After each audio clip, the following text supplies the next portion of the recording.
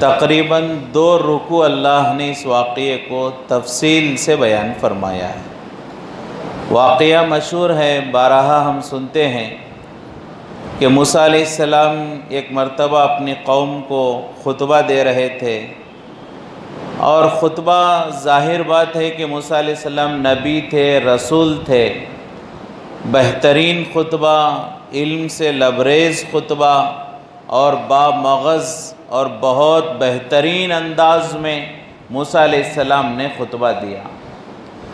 تو خطبہ ہونے کے بعد، بیان ختم ہونے کے بعد، بہترین خطبہ تھا، تو ایک آدمی آئے اور آ کر پوچھا موسیٰ علیہ السلام سے، آپ نے اتنا اچھا بیان کیا، خطبہ دیا، اس وقت پوری دنیا میں سب سے زیادہ علم والے کون ہیں؟ کیا آپ سے بڑھ کر بھی کوئی علم والا اس وقت دنیا میں ہے؟ تو موسیٰ علیہ السلام چونکہ نبی تھے، رسول تھے، اور اس زمانے کی رسالت اور نبوت کی ذمہ داری اللہ نے موسیٰ علیہ السلام کو دی، جلیل القدر، اولو العزم انبیاء اور رسولوں میں ان کا شمار ہوتا تھا، لہٰذا موسیٰ علیہ السلام نے یہ جواب دیا کہ میں ہی سب سے زیادہ علم والا ہوں، جتنا علم مجھے ہے اتنا علم کسی اور کو اس وقت روئے زمین پر نہیں ہے۔ ایک اعتبار سے دیکھا جائے تو موسیٰ علیہ السلام نے کوئی غلط بات نہیں کی، اس لیے کہ نبی تھے، رسول تھے، اور رسولوں کو سب سے زیادہ علم اللہ دے کر دنیا میں بھیجا کرتے تھے، تو اس اعتبار سے کوئی اور دوسری نیت، دوسرا ارادہ، تکبر یا کوئی اور چیز ان کے ذہن میں نہیں تھی، صرف یہ سوچ کر کہ میں رسول ہوں اور میرا جتنا علم کسی اور کو نہیں دیا گیا ہوگا، لہٰذا موسیٰ علیہ السلام نے کہا کہ اس وقت سب سے زیادہ علم میرے پاس ہے، سب سے زیادہ علم رکھنے والا وہ میں ہوں۔ تو یہ جملہ حضرت موسیٰ نے کہا تو اللہ کو یہ پسند نہیں آیا۔ بڑوں کی چھوٹی بات بھی پکڑی جاتی ہے، چھوٹا آدمی 1000 بکتا رہے کوئی اس کی بات پر غور نہیں کرتا، لیکن اگر کوئی بڑا ہے، کوئی کسی اونچے عہدے پر فائز ہے، کسی بڑی ذمہ داری کو جو ہے اسے دیا گیا ہے، اگر وہ آدمی چھوٹی بات بھی کرتا ہے تو اس کے بارے میں سوال کیا جاتا ہے، اس کے بارے میں پکڑ کی جاتی ہے۔ تو حضرت موسیٰ تو بہت بڑے تھے اور ان کا بڑا اونچا مقام، اور اللہ خود نبیوں کی تربیت فرماتے ہیں، انسانوں کی تربیت کے لیے اللہ نبیوں کو بھیجتے ہیں، لیکن نبیوں کی تربیت خود اللہ فرماتے ہیں، تو اللہ نے یہ تربیت کا نظام فرمایا۔ موسیٰ علیہ السلام کی یہ جو بات کہ میں سب سے زیادہ علم رکھنے والا ہوں، اللہ نے اس کی تربیت کا ارادہ فرمایا، اور موسیٰ علیہ السلام سے اللہ نے کہا اے موسیٰ تم سے بھی زیادہ جانکاری رکھنے والے ایک میرے بندے ہیں، جن کو میں نے اور بھی علم، تمہیں جو علم ملا اس کے علاوہ علم میں نے میرے اس بندے کو نصیب فرمایا ہے۔ تو اللہ تبارک و تعالیٰ نے یہ بات جو ہے بیان فرمائی تربیت اور اصلاح کے لیے۔ تو حضرت موسیٰ علیہ السلام واقعی بڑے تھے، میرے اور آپ کے جیسا نہیں تھے کہ شارٹ کٹ مار کر ہم بڑے بن گئے ہوں، بغیر قربانی کے، بغیر تربیت کے، بغیر اصلاح کے آگے بڑھے تھے۔ ہم جیسے ہوتے تو ہم یہ کہتے کہ مجھے یہ کہا گیا میں رسول ہوں اور مجھ سے زیادہ کسی کو علم دیا گیا، یہ باتیں ہمارے ذہن میں آ سکتی، لیکن واقعی موسیٰ علیہ السلام وہ تربیت کے راستے سے گزرے ہوئے تھے، اور واقعی اللہ کی محبت ان کے دل میں تھی، لہٰذا جب موسیٰ علیہ السلام کو یہ بات معلوم ہوئی، ایک ذرہ برابر بھی ان کے دل میں کوئی اور خیال نہیں آیا، فوراً اللہ سے کہا اے اللہ اگر آپ نے کسی اور کو مجھ سے زیادہ علم دیا ہے تو میں ان سے وہ علم سیکھنا چاہتا ہوں، وہ علم میں حاصل کرنا چاہتا ہوں، میں ان سے ملنا چاہتا ہوں، ان کی صحبت حاصل کرنا چاہتا ہوں، اور میرے علم میں میں اضافہ کرنا چاہتا ہوں۔ یہ بڑوں کی عادت ہوتی ہے کہ اگر بڑوں کو ان کی کوئی غلطی بتا دی جائے، ان کی کسی جو ہے چوک پر نشاندہی کی جائے، وہ اعتراض نہیں کرتے، اسے قبول کر لیتے ہیں۔ اگر آج ہماری غلطی کی کوئی نشاندہی کر دے کہ آپ نے یہ غلطی کی، آپ سے یہ چوک ہو گئی اور آپ نے ایسا کیا، ہمارا نفس بے قابو ہو جاتا ہے، ہم غصے میں آ جاتے ہیں۔ آپ کون ہوتے ہیں بولنے والے؟ معمولی کسی حافظ قرآن سے، عالم دین سے، کسی وقت کے ہمارے اس وقت کے کسی مفتی سے کہہ دیا جائے کہ آپ نے مسئلہ غلط بتا دیا، آپ نے بیان میں یہ بات غلط کہہ دی، آپ نے نماز میں فلاں غلطی کہہ دی، تو ہم کہہ دیں گے بلا سوچے بلا تدبر کے یہ جاہل ہے، یہ جاہل مجھے کیا کہہ رہا ہے، یہ کون ہوتا ہے میری طرف انگلی اٹھانے والا۔ تو یہ آج ہمارا مزاج ہے، لیکن نبیوں کا مزاج یہ نہیں ہوتا، خیر کی بات لیا کرتے تھے۔ یہ بڑوں کی ایک صفت ہوتی ہے، جب بھی ان کی کوئی طرف نشاندہی کرتا ہے تو اسے نرم دلی کے ساتھ استقبال کرتے ہوئے قبول کرتے ہیں۔ تو موسیٰ علیہ السلام نے اللہ سے کہا اللہ میں اس شخص سے ملنا چاہتا ہوں، علم حاصل کرنا چاہتا ہوں۔ تو اللہ تبارک و تعالیٰ نے اشارہ فرمایا اس راستے پر نکلو اور اپنے ساتھ ایک مچھلی لے لو، اور جب وہ مچھلی پانی میں چلی جائے، زندہ ہو جائے، تو سمجھ وہی تمہاری منزل ہے، وہی ان سے ملاقات ہوگی۔ تو موسیٰ علیہ السلام نکلے، اپنے ساتھ ایک شاگرد، ان کے بارے میں روایتوں میں آتا ہے کہ حضرت یوشع علیہ السلام تھے، یوشع علیہ السلام کو لے کر موسیٰ علیہ السلام نکلے، اپنے وطن سے نکلے، علم سیکھنے کے لیے، نبی ہیں، رسول ہے، باوجود ہے کہ علم سیکھنے کے لیے ان سب مقام کے بعد جو ہے اپنے وطن کو چھوڑ کر سفر کر رہے ہیں۔ علم سیکھنا اتنا ضروری ہے، اور علم ایک اتنی بڑی نعمت ہے، موت تک بھی اگر علم حاصل کیا جائے تو کم ہے، اس لیے کہ علم سے اللہ کی معرفت نصیب ہوتی ہے۔ بے علم نہ تواں خدا را شناس، بغیر علم کے اللہ کو نہیں پہچان سکتے۔ اللہ کو پہچاننے کے لیے علم ضروری ہے، لہٰذا اس درجے پر فائز ہونے کے بعد بھی حضرت موسیٰ علیہ السلام اپنے وطن کو چھوڑ کر علم سیکھنے کے لیے نکل رہے ہیں۔ اور حضور پاک صلی اللہ علیہ وسلم نے بھی اس کی فضیلت بیان فرمائی اپنی امت کے بارے میں کہ اگر کوئی اپنے وطن کو چھوڑ کر علم سیکھنے کے لیے نکلتا ہے، حضور پاک صلی اللہ علیہ وسلم نے ارشاد فرمایا من سلک طریقا یلتمس به علما سہل اللہ لہ طریقا الی الجنہ، کہ جو آدمی اپنے گھر سے نکلے علم سیکھنے کے لیے، اللہ اس کے لیے جنت کا راستہ آسان فرماتے ہیں۔ جو اس امت میں علم سیکھنے کے لیے نکلتا ہے گھر سے، اللہ اس کے لیے جنت کا راستہ آسان فرماتے ہیں۔ تو علم سیکھنا ایک بہت بڑی ضرورت ہے انسان کی، اور اسی سے صحیح اور غلط، حق اور باطل، توحید اور شرک، جہنم اور جنت کے بارے میں تمیز پیدا ہوتی ہے، اور اللہ کی معرفت حاصل ہوتی ہے۔ تو حضور پاک صلی اللہ علیہ وسلم نے بھی جو علم حاصل کیا، اس میں حضور کو بھی مجاہدہ برداشت کرنا پڑا۔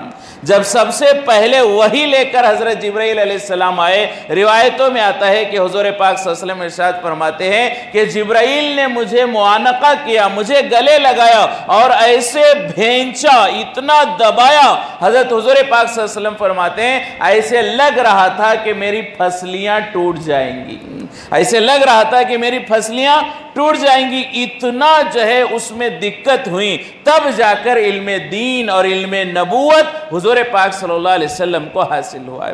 اور بعد میں بھی جب وحی کا نزول ہوتا رہا، وحی نازل ہوتی، بارہا ہم سنتے ہیں سخت سردیوں کے موسم میں جب وحی نازل ہوتی، حضور کے پسینے چھوٹ جاتے تھے، پیشانی سے پسینے کے قطرے ٹپکنے لگتے۔ بعض مرتبہ حضور اونٹنی پر بیٹھے ہوئے ہیں، وحی کا نزول ہو گیا، اونٹنی نیچے بیٹھ گئی اور اونٹنی اس بوجھ کو برداشت نہیں کر سکی۔ تو یہ قربانی ہے علم نبوت کے حاصل کرنے میں، علم کے سیکھنے میں۔ تو حضور پاک صلی اللہ علیہ وسلم نے بھی قربانیوں کے ساتھ، مجاہدوں کے ساتھ علم حاصل کیا، اور موسیٰ علیہ السلام نے بھی علم حاصل کرنے کے لیے مجاہدہ کیا۔ یہ اپنے گاؤں سے نکلے، اپنے شاگرد یوشع کو لیے، ایک مچھلی ساتھ میں لی اور نکل گئے، اور راستے میں جا کر ایک جگہ آرام کیا، تھکے ہوئے تھے، آرام کیا، تو اس دوران وہ مچھلی نکل کر پانی میں چلی گئی۔ لیکن یوشع علیہ السلام جو شاگرد تھے حضرت موسیٰ علیہ السلام کے، وہ بتانا بھول گئے موسیٰ علیہ السلام کو۔ پھر جب جاگے تو موسیٰ علیہ السلام سفر شروع کیا، تقریباً علماء فرماتے ہیں 1 دن اور 1 رات آگے چلے گئے، 1 دن اور 1 رات آگے چلے گئے۔ موسیٰ علیہ السلام نے کہا ہم تو بہت آگے آ رہے ہیں، اتنا دور شاید نہیں ہوگی ہماری منزل۔ اپنے شاگرد سے پوچھنے لگے نکالو مچھلی، نکالو کہاں ہے دیکھیں گے، ایسا لگ رہا ہے کہ بہت آگے ہم نکل گئے۔ تو یوشع علیہ السلام کو تب یاد آیا اور یوشع علیہ السلام نے کہا میں نہیں بھولا، شیطان نے مجھے بھلا دیا۔ یوشع علیہ السلام نے کہا میں نہیں بھولا، شیطان نے مجھے بھلا دیا۔ یہ مچھلی تو وہی پانی میں چلی گئی جب ہم آرام کر رہے تھے، تو جو ہے میں بولنا چاہتا تھا، آپ آرام کر رہے تھے، آپ کے جاگنے کے بعد میں بتانا بھول گیا۔ تو موسیٰ علیہ السلام موسیٰ علیہ السلام یوشع علیہ السلام دونوں واپس آئے، ان نشانات کو دیکھتے ہوئے، جس راستے سے گئے تھے اسی راستے کو دیکھتے ہوئے واپس آئے، اور جہاں وہ مچھلی پانی میں گئی تھی اس راستے پر گئے، اور وہاں حضرت خضر علیہ السلام سے ملاقات ہوئی۔ خضر علیہ السلام سے سلام کیا موسیٰ علیہ السلام نے، تو خضر علیہ السلام نے پوچھا کون ہے؟ تو موسیٰ علیہ السلام نے کہا میں موسیٰ ہوں۔ تو خضر نے پوچھا کون؟ بنی اسرائیل کے موسیٰ؟ تو حضرت موسیٰ نے کہا ہاں میں بنی اسرائیل کا نبی موسیٰ ہوں۔ تو موسیٰ علیہ السلام سے پوچھا کیوں آئے ہو؟ تو کہا کہ اس طرح اللہ نے مجھے بتلایا ہے کہ آپ کو علم دیا ہے۔ حضرت موسیٰ علیہ السلام کو جو علم دیا گیا وہ تکوینی علم تھا۔ دو طرح کے علم ہوتے ہیں، ایک تشریعی علم ہوتا ہے، ایک تکوینی علم ہوتا ہے۔ تشریعی یعنی شریعت والا علم، حلال و حرام والا علم، جو ہے اللہ کے قریب لے جانے والا، اللہ سے کے دوری سے بچانے والا، کامیابی والا علم جس پر دین کا دار و مدار ہوتا ہے، اسے تشریعی علم کہتے ہیں۔ ایک تکوینی علم، پورے کائنات کا جو نظام ہے، جو ہے یہ اللہ جو نظام چلا رہے ہیں آسمان و زمین کا، اور اس کے درمیان فرشتوں کے ذریعے سے جو نظام چلا رہے ہیں، یہ پورے جو تقدیر کا علم ہے، تقدیر کا نظام ہے، کائنات کا نظام ہے، اسے تکوینی علم کہا جاتا ہے۔ وہ علم حضرت خضر علیہ السلام کو دیا گیا تھا۔ تو حضرت خضر علیہ السلام نے کہا کہ اے موسیٰ تم میرے ساتھ صبر نہیں کر سکتے، مجھے معلوم ہے تم میرے ساتھ صبر نہیں کر سکتے۔ تو موسیٰ علیہ السلام نے درخواست کی، حالانکہ موسیٰ نبی ہیں، رسول ہیں، لیکن علم حاصل کرنے کا، اللہ کی اس ناراضگی کو دور کرنے کا، اپنی اس چوک کی اصلاح کرنے کا اتنا جذبہ ہے کہ موسیٰ علیہ السلام درخواست کر رہے ہیں نہیں میں آپ کے ساتھ رہوں گا، اور آپ جو کہیں گے میں اس کی جو ہے بات پر عمل کروں گا۔ تو خضر علیہ السلام نے شرط لگائی، شرط یہ ہے کہ درمیان میں کچھ نہیں پوچھو گے، جب وقت ہوگا میں خود تمہارے سوالوں کا جواب دوں گا، لیکن درمیان میں تم مجھ سے کوئی سوال نہیں کرو گے۔ تو موسیٰ علیہ السلام نے کہا ٹھیک ہے مجھے منظور ہے، میں آپ کے ساتھ چلنے کے لیے تیار ہوں، کوئی سوال آپ سے نہیں کروں گا۔ اب چلے، کشتی میں سوار ہوئے۔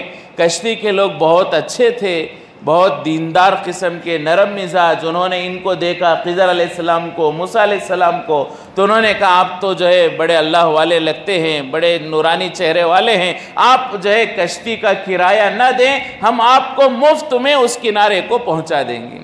وہ لوگ موسیٰ علیہ السلام اور خضر کو دیکھ کر بڑے اچھے لوگ ہیں، تو کشتی والوں نے کرایہ لینے سے منع کیا کہ کرائے کی ضرورت نہیں، آپ ہمارے کشتی میں بیٹھ جائیں، ہم آپ کو بغیر کرائے کے، بغیر اجرت کے پہنچا دیں گے۔ موسیٰ علیہ السلام نے سوچا بڑے اچھے لوگ ہیں، اب کشتی میں بیٹھے موسیٰ علیہ السلام اور خضر اور یوشع علیہ السلام۔ تو خضر علیہ السلام نے اس کشتی میں عیب کر دیا، ایک سوراخ ڈال دیا، اس میں ایک کمی پیدا کر دی۔ موسیٰ علیہ السلام چونکہ نبی تھے، اور نبی کبھی کوئی غلطی یا کوئی کام جو شریعت کے خلاف ہو یا غلط نظر آ رہا ہو، اسے دیکھ کر خاموش نہیں رہ سکتا۔ نبی کبھی خاموش نہیں رہتے، وہ کبھی بھی کوئی غلط کام دیکھیں فوراً اس کو ٹوک دیتے ہیں، یہ نبی کی صفت ہوتی ہے۔ تو موسیٰ علیہ السلام نے خضر سے کہا آپ نے، یہ اتنے اچھے بھلے لوگ ہیں، انہوں نے ہم سے کرایہ بھی نہیں لیا، ہماری عزت کر رہے ہیں، اکرام کر رہے ہیں، اور آپ نے ان کی کشتی میں عیب کر دیا، ان کی کشتی میں نقصان کر دیا۔ تو سوال کیا، تو خضر نے کہا موسیٰ میں نے کہا تھا تم میرے ساتھ صبر نہیں کر سکتے، سوال کرنے سے میں نے منع کیا تھا، پھر تم نے سوال کیا، اب تم میرے ساتھ نہیں رہ سکتے۔ تو موسیٰ علیہ السلام نے معافی مانگی۔ موسیٰ علیہ السلام نے کہا نہیں، یہ ایک مرتبہ مجھے اور موقع دے دیں، آئندہ میں سوال نہیں کروں گا، سوال کیا غلطی ہو گئی لیکن آئندہ سوال نہیں کروں گا۔ پھر دوبارہ جو ہے آگے بڑھے، ایک گاؤں میں گئے، گاؤں میں جانے کے بعد جو ہے وہاں پر جو ہے گاؤں والوں کے پاس گئے، اور وہاں جو ہے گاؤں والوں سے کھانے کو طلب کیا، گاؤں والوں نے کھانا کھلانے سے منع کر دیا۔ گاؤں والوں نے کھانا کھلانے سے منع کر دیا. واپس نکل رہے تھے, ایک دیوار گر رہی تھی. خضر علیہ السلام نے کہا کہ ہم اس دیوار کی مرمت کرتے ہیں. دیوار کی مرمت کی, پھر اس کے بعد جو ہے اجرت بھی نہیں لی, واپس آنے لگے. موسیٰ علیہ السلام نے سوال کیا کہ دیوار کی مرمت کی, گاؤں والوں نے کھانا بھی نہیں کھلایا. مہمان نوازی اس زمانے کی ایک بنیادی فطری چیز تھی, اس لیے کہ پہلے زمانے میں ہوٹل وغیرہ نہیں ہوتے تھے, مہمانوں کی خدمت گاؤں والے کیا کرتے تھے. تو یہ گاؤں والے ایسے ہیں, اتنی بھی انہیں سمجھ نہیں, اخلاق نہیں کہ وہ مہمانوں کو کھانا کھلائیں. انہوں نے کھانا نہیں کھلایا, دیوار گر رہی تھی, آپ نے دیوار بنائی, کم سے کم مزدوری تو لے لیتے. تو سوال کیا. اسی طرح ایک اور سوال حضرت موسیٰ علیہ السلام نے کیا کہ ندی کے کنارے سے جا رہے تھے, جاتے ہوئے ایک بچے کو خضر علیہ السلام نے, ایک چھوٹا بچہ تھا, اسے قتل کر دیا. تو موسیٰ علیہ السلام نے دیکھا یہ بچہ ہے, اسے قتل کر دیا. تو موسیٰ علیہ السلام کو رہا نہیں گیا. موسیٰ علیہ السلام نے پوچھا کہ خضر سے کہ آپ نے کیوں قتل کیا؟ تو خضر نے کہا دیکھو تم نے کہا تھا میں سوال نہیں کروں گا, تم نے دوبارہ سوال کیا. تو پھر موسیٰ علیہ السلام نے بچے کے قتل کے بعد یہ کہا کہ اب اس کے بعد سوال کروں تو میں واپس چلا جاؤں گا. دوسرا سوال بچے کے قتل کے بعد ہوا تو موسیٰ علیہ السلام نے کہا اب اس کے بعد اگر سوال کروں تو میں خود واپس چلا جاؤں گا. تیسرا سوال وہ دیوار بنانے کے بعد کیا کہ جو ہے آپ نے مزدوری کیوں نہیں لی؟ تو خضر علیہ السلام نے کہا اب ختم ہو گیا, اب بس ہو گیا. اب تم نے پہلی بار غلطی کی, معافی مانگ لی, دوسری بار غلطی کی اور کہا تیسری غلطی ہوئی, تیسرا سوال ہوا تو میں واپس چلا جاؤں گا. 3 سوال تم نے کیے, اب میں تمہارے سوالوں کا جواب دیتا ہوں اور یہاں سے تمہارا میرا سفر ختم ہو جائے گا. تو خضر علیہ السلام نے جواب دیے. خضر علیہ السلام نے فرمایا کہ پہلے کشتی کو میں نے جو عیب لگایا وہ اس لیے عیب لگایا کہ وہ جہاں کشتی جا رہی تھی وہ وہاں اس گاؤں اور اس علاقے کا بادشاہ بڑا ظالم تھا, اور وہ اچھی جو کشتی ہوتی وہ اسے چھین لیتا اور ان کشتی والوں پر ظلم کرتا. لہٰذا میں نے اس میں ایک کمی نکالی, ایک عیب پیدا کر دیا کہ وہ بادشاہ دیکھے گا تو یہ عیب والی کشتی وہ نہیں لے گا. اگر صحیح سالم کشتی ہوگی وہ اسے ہڑپ لے گا, ہتھیا لے گا, جبرن جو ہے اپنے قبضے میں لے لے گا. لیکن اگر وہ کشتی میں عیب ہوگا تو وہ بادشاہ نہیں لے گا اور ان لوگوں کی کشتی محفوظ ہو جائے گی, یہ اس ظلم سے بچ جائیں گے. اس لیے میں نے کشتی میں وہ سوراخ کیا تھا, عیب لگایا تھا اس نقصان سے ان کو بچانے کے لیے. تھوڑا نقصان میں نے کیا تھا بڑے نقصان سے بچانے کے لیے. انسان کی فطرت ہے, آدمی تھوڑا نقصان برداشت کر لیتا ہے, تھوڑی تکلیف برداشت کر لیتا ہے بڑی تکلیف سے بچنے کے لیے. مثال کے طور پر اگر ڈاکٹر کہہ دے آپ جو ہے یہ انجیکشن کا کورس لے لیں ورنہ آگے چل کر آپریشن کرنا پڑ سکتا ہے, تو آدمی آپریشن کی تکلیف سے بچنے کے لیے انجیکشن کی تکلیف برداشت کر لیتا ہے. حالانکہ انجیکشن میں بھی تکلیف ہوتی ہے لیکن برداشت کرتا ہے. کیوں؟ آپریشن کی تکلیف بڑی تکلیف ہوتی ہے. تو انسان کی فطرت ہے چھوٹی تکلیف, چھوٹا نقصان برداشت کرتا ہے بڑی تکلیف اور بڑے نقصان سے بچنے کے لیے. تو خضر نے کہا اگر میں کشتی میں وہ عیب نہ کرتا پوری کشتی ہی چھن جاتی اور پوری کشتی سے یہ محروم ہو جاتے, اس لیے میں نے وہ عیب لگایا تھا. رہا مسئلہ دوسرا, میں نے بچے کو قتل کیا. بچے کو اس لیے قتل کیا کہ آئندہ چل کر وہ بچہ ظالم ہونے والا تھا, اللہ کا نافرمان اور شرکس ہونے والا تھا. یہاں تک کہ اس بچے کی وجہ سے اس کے ماں باپ, اس کی محبت میں ماں باپ جو ایمان والے ہیں, نیک ہیں, یہ بھی کفر پر جانے کا اندیشہ تھا. بچہ نافرمان ہوتا اور بچے کی محبت میں ماں باپ بھی کیا ہو جاتے؟ کفر کی طرف جانے کا اندیشہ تھا. اس لیے میں نے اس بچے کو قتل کر دیا. اللہ نے دوسرے بچے کا اس کے لیے, ان ماں باپ کے لیے فیصلہ فرمایا ہے جو اس بچے سے بہتر ہوں گے اور اس بچے کی وجہ سے ان کے ایمان میں خطرہ نہیں ہوگا. اللہ نے ایسا بچہ دینے کا فیصلہ فرمایا، اس لیے میں نے اس بچے کو قتل کیا۔ ایک تو وہ ظالم بنتا اور لوگوں کو نقصان پہنچاتا، دوسرا اس کی وجہ سے اس کے ماں باپ کفر پر چلے جائیں، اس کا اندیشہ تھا، اس لیے میں نے اس بچے کو قتل کیا۔ حضرت عبداللہ ابن عباس رضی اللہ تعالیٰ عنہما فرماتے ہیں جس بچے کو حضرت خضر نے قتل کیا ان کے ماں باپ کو اللہ نے بعد میں ایک بیٹی نصیب فرمائی، اور اس بیٹی سے اللہ نے ایک نبی کو پیدا فرمایا۔ ایک بہترین جو ہے اللہ نے ایک نظام بنایا تھا، اس بیٹے کے بدلے ایک بیٹی نصیب فرمائی، اور اس بیٹی کے پیٹ سے اللہ نے ایک نبی کو پیدا فرمایا۔ بعض روایتوں میں 2 نبیوں کو اللہ نے اس بچی کے ذریعے سے پیدا فرمایا ہے۔ تو حضرت خضر علیہ السلام نے فرمایا کہ یہ وجہ تھی بچے کو قتل کرنے کی۔ تیسری وجہ کہ جو دیوار کو میں نے درست کیا، وہ دیوار 2 یتیم لوگوں کی تھی، یتیم بچوں کی، جن کے ماں باپ نیک اور دیندار تھے، ان کا انتقال ہو گیا۔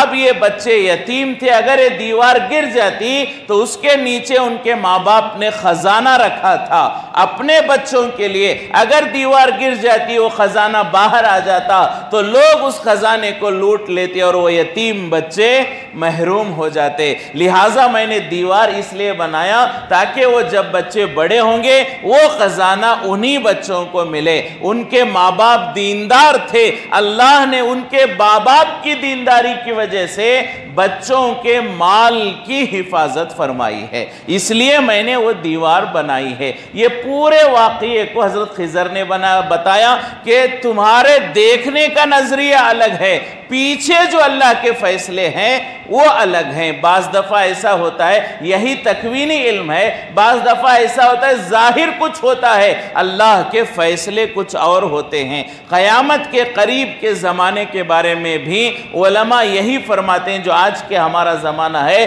آج کے زمانے کے بارے میں علماء فرماتے ہیں دیکھنے میں ایسا لگتا ہے مسلمانوں پر ظلم ہو رہا ہے، مسلمانوں کی جائیدادیں محفوظ نہیں ہیں، مسلمانوں کی عزتیں محفوظ نہیں ہے، کافر و مشرک بڑے کھلے آرام سے گزرا کر رہے ہیں اور بہت ساری نعمتیں انہیں مل رہی ہیں۔ یہ ظاہر ہے، ہمیں نظر آ رہا ہے جیسا موسیٰ کو وہ نظر آ رہا تھا، لیکن اس کے پیچھے اللہ کے کیا فیصلے ہیں یہ اللہ ہی بہتر جانتا ہے۔ اس لیے اس حال میں ہمیں اللہ سے راضی ہونا چاہیے، ہمیں کوئی شکایت نہیں کرنی چاہیے کہ یہ کیا ہو رہا ہے، اللہ کہاں بیٹھا ہے، کہ اللہ نہیں دیکھ رہا، کہ اللہ سو گیا، کہ اللہ کو معلوم نہیں کہ مسلمانوں کی دکانیں توڑی جا رہی ہیں، مسلمانوں کی عورتوں کی عزتوں پر آنچ آ رہی ہے، کہ اللہ نہیں دیکھ رہا، کیوں اللہ خاموش بیٹھا ہے۔ یہ سب ہم نہیں کہہ سکتے، اس لیے کہ یہ ظاہر ہے جو ہماری آنکھیں دیکھ رہی ہیں، لیکن اس کے پردے کے پیچھے کیا حکمتیں ہیں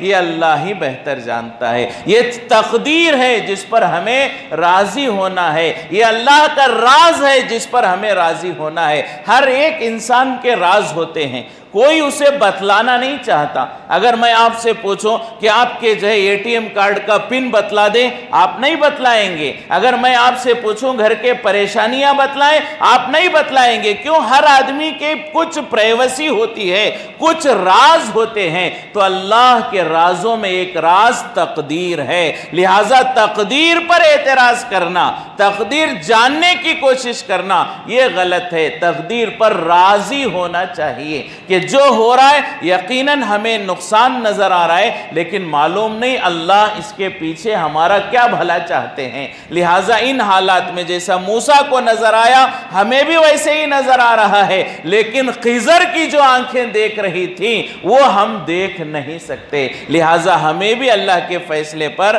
راضی ہونے کی ضرورت ہے، صبر کرنے کی ضرورت ہے۔